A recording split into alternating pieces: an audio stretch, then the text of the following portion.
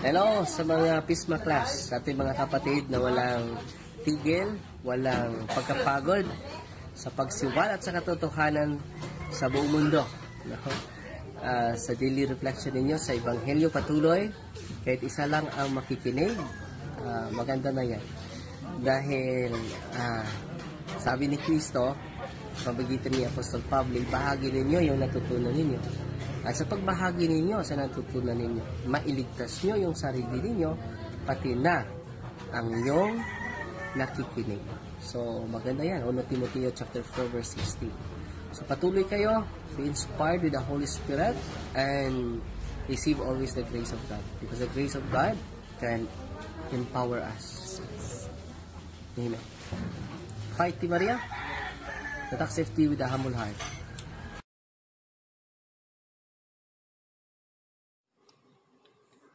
Pambungad na panalangin sa ngalan ng Ama, ng Anak, at ng Espiritu Santo. Amen. Pagpalain kami sa aming pagtitipon ngayon para sa pulong na ito. Gabayan mo ang aming isipan at puso upang kami ay magtrabaho para sa ikabubuti ng aming komunidad at tulungan ang lahat na iyong mga tao. Turuan mo kaming maging bukas palad sa aming pananaw, matapang sa harap ng kahirapan at matalino sa aming mga desisyon. Ama, pinupuri ka namin magpakailanman. Amen. Sa ngalan ng Ama, ng Anak, at ng Espiritu Santo. Amen. Hello, mapagpalang oras po sa ating lahat. At welcome po. Welcome sa ating munting tahanan dito sa Facebook at sa YouTube, ang ating PESMA Plus. At sa pagkakataon na ito, tayo po ay magninilay na naman o ang ating Gospel Reflections sa ating programa na PESMA, Pagnilayan ang Ebanghelyo sa Madaling Araw sa Pilipinas.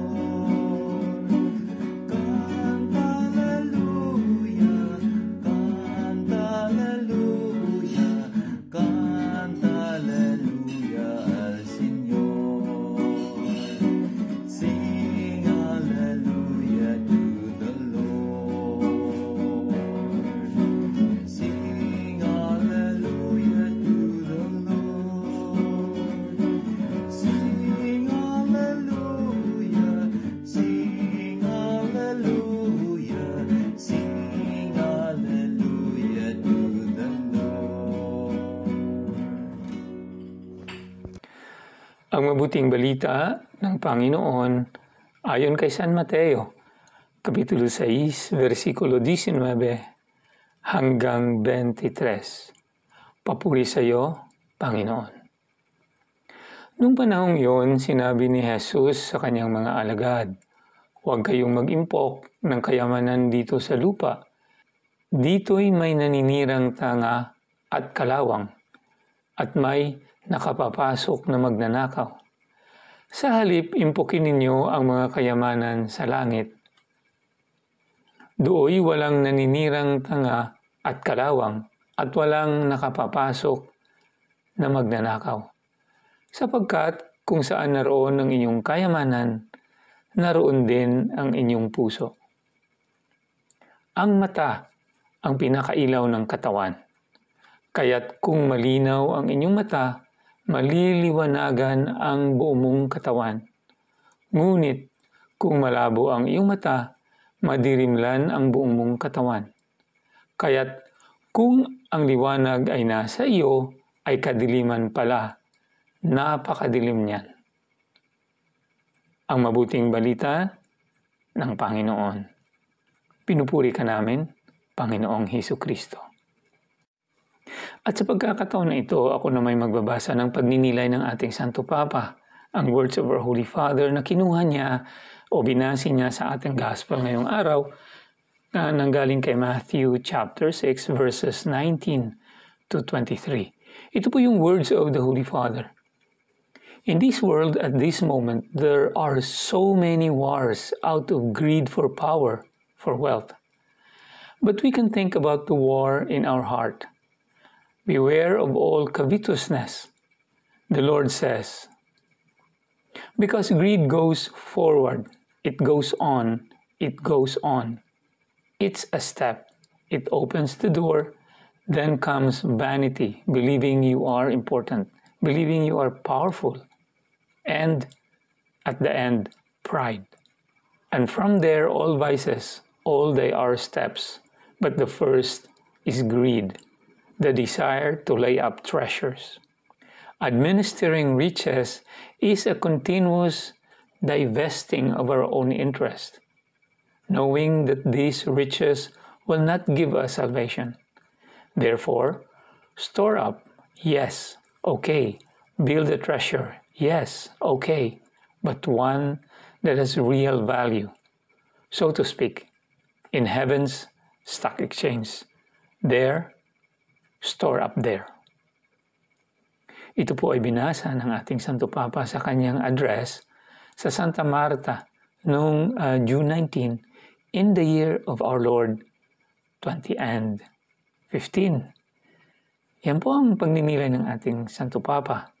At sa pagkakataon na ito, ako po ay magbibigay sa inyo ng pagninilay naman na nanggaling sa ating kasamahan dito na taga Hong Kong.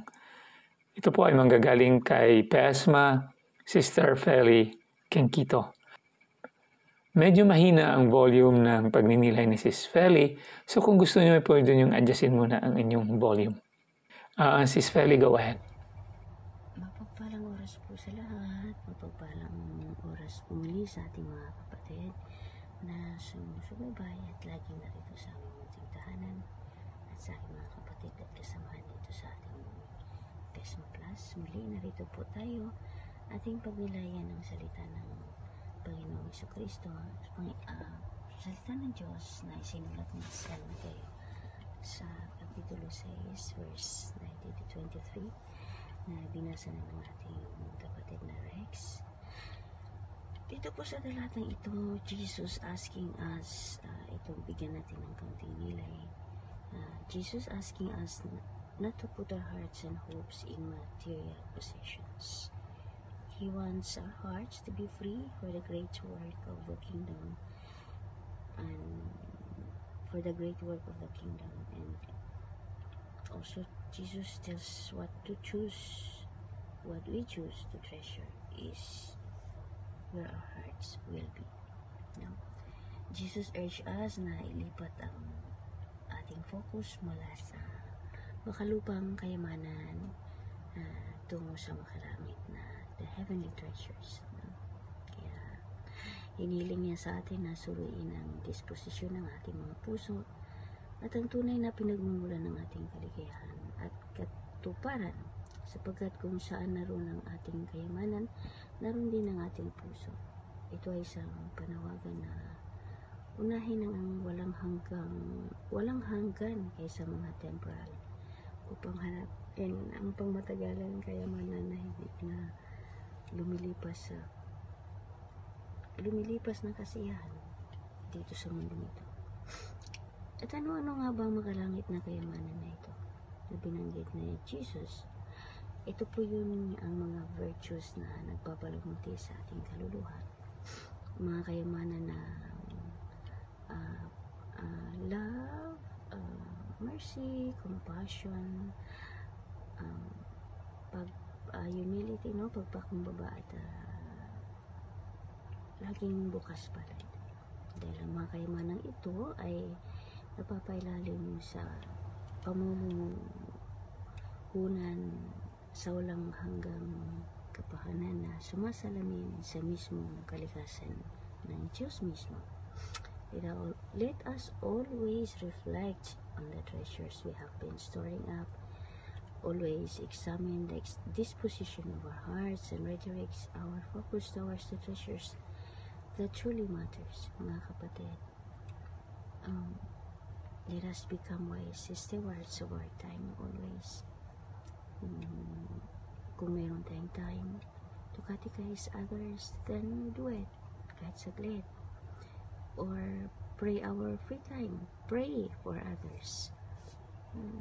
Use our resources, our talents to build up the kingdom of God. Kasi ito yung mga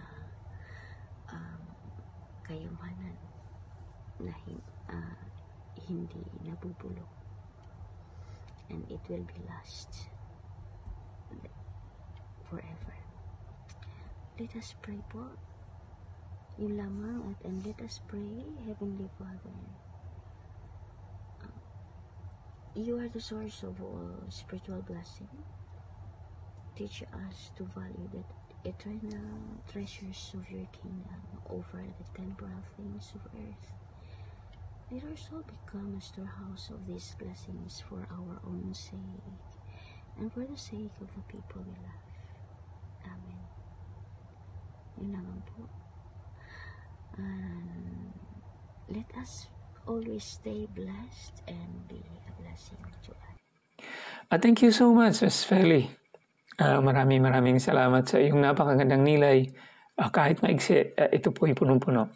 At ngayon ay pupunta tayo sa pagninilay naman ni Pesma Romel Jerry at Timribilia Natalio na nanggaling sa Jerusalem.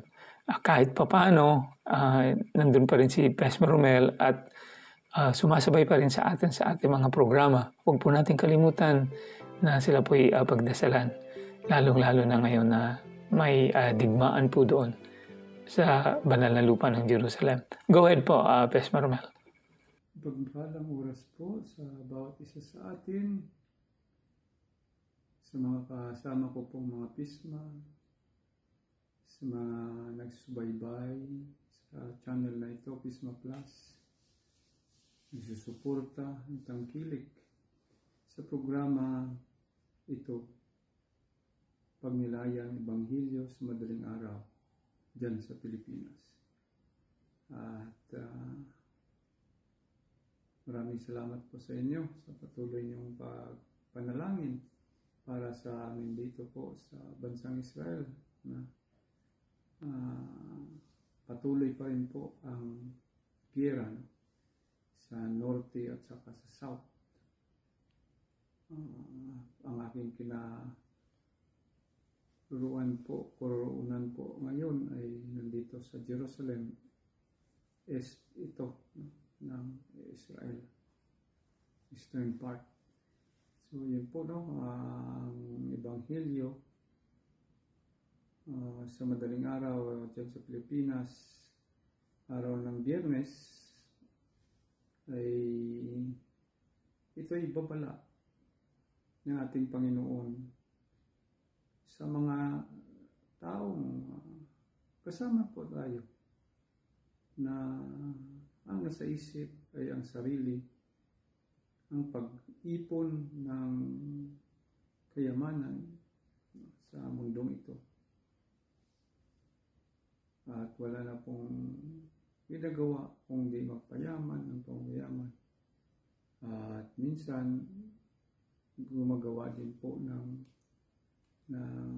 work of mercy o almsgiving, ay iniisip naman po ang kapalit. At ganoon rin po ang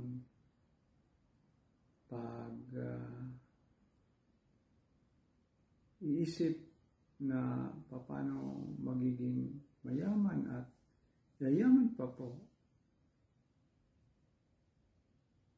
ay minsan o madalas maranasan po natin na makagawa po tayo palagi ng mga kasalanan paulit-ulit. Lalo na pong ang pagsinungaling, ang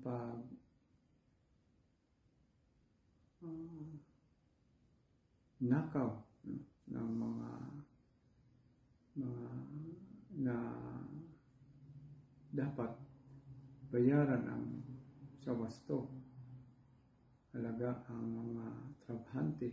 Ngunit dahil gusto po nating yumaman ay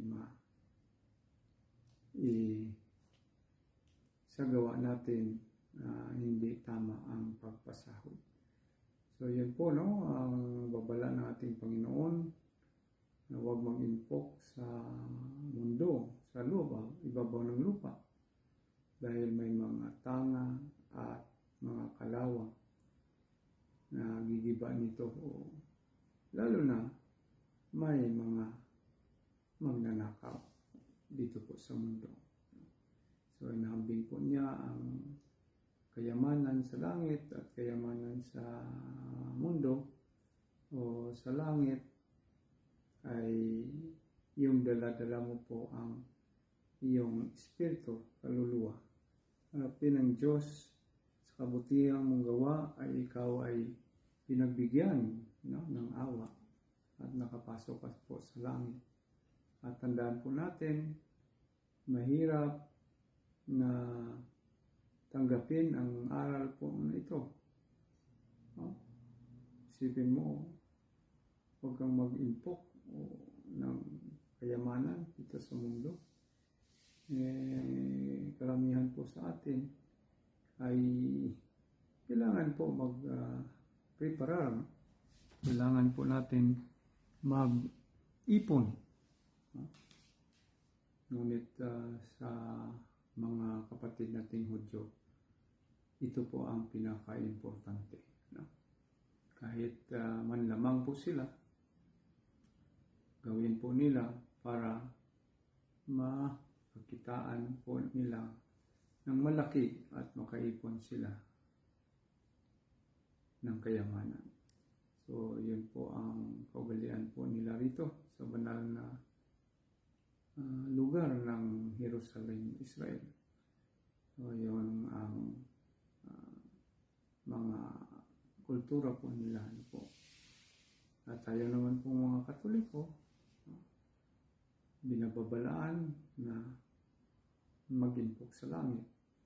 Isa na po yun ang kawang gawa, tulungan, mag-volunteer sa mga institusyon na kailangan mag-volunteer para sa tao na wala namang may babayad sa iyo.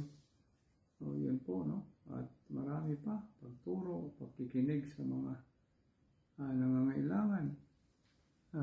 Yun po ang dapat na malaman po natin sa pag-impok, no? At iwasan ng magkasala at manatili ang pumagitna tayo bilang peacemaker. No? So, nabanggit pa rin po ang mata. Isa sa liwanag sa ating katawan. Totoo naman po, no? Kahit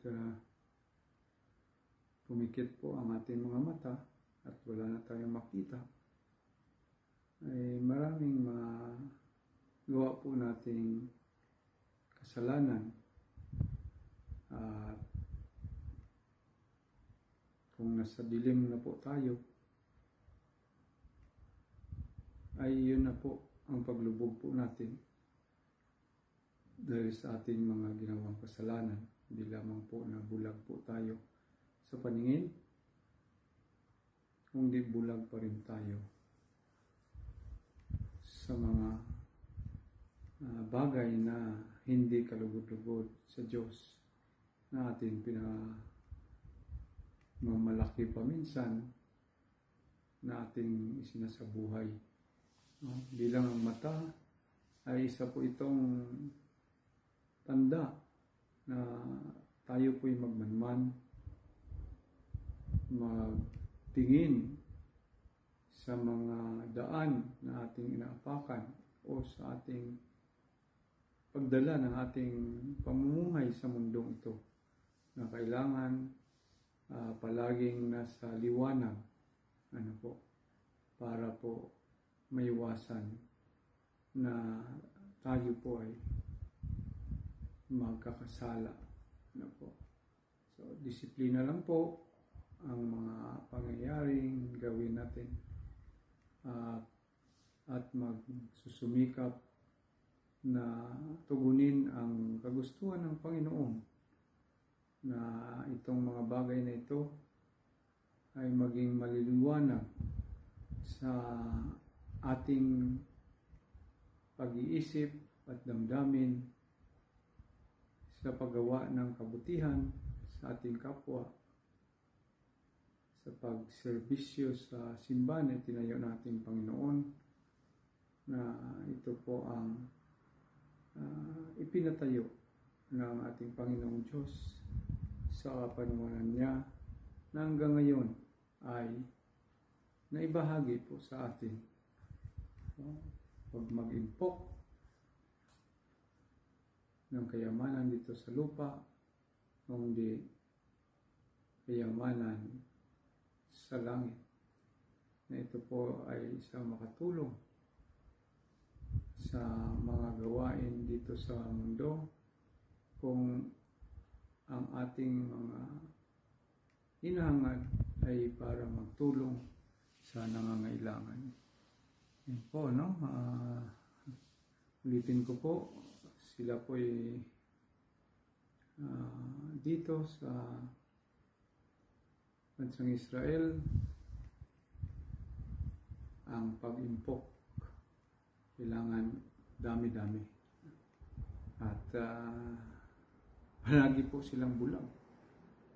Dahil pag hindi nila ginawa ito sa kanilang kaugalian, ay baka malugi po sila.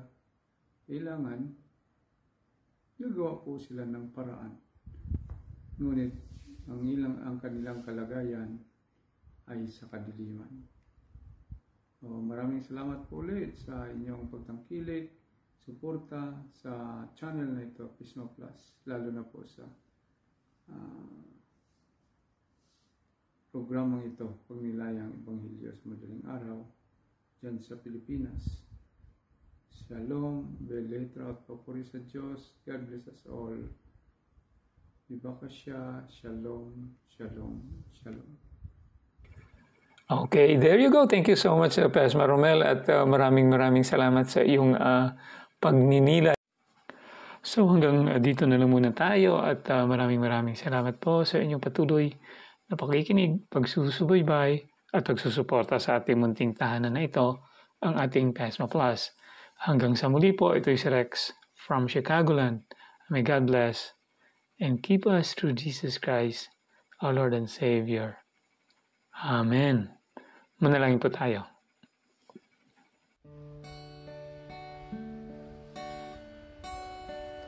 Lumapit ka,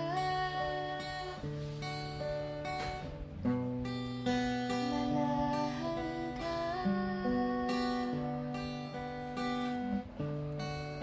halina sa aking piling. Tinatawagan ka, banal mong presensya, Espiritu, banal manahan ka, Espiritu, banal lumapit ka. Prayer for the indwelling of the Holy Spirit. In the name of the Father, and of the Son, and of the Holy Spirit. Amen. Holy Spirit, powerful consoler, sacred bond of the Father and the Son, hope of the afflicted, descend into my heart and establish in it your loving dominion. Enkindle in my tepid soul the fire of your love, so that I may be wholly subject to you. We believe that when you dwell in us, you also prepare a dwelling for the Father and the Son. Deign, therefore, to come to me, consoler of the abandoned souls and protector of the needy. Help the afflicted, strengthen the weak, and support the wavering. Come and purify me. Let no evil desire take possession of me. You love the humble and resist the proud. Come to me, glory of the living, and hope of the dying. Lead me by your grace that I may always be pleasing to you. Amen. In the name of the Father, and of the Son, and of the Holy Spirit. Amen. Espiritu, banal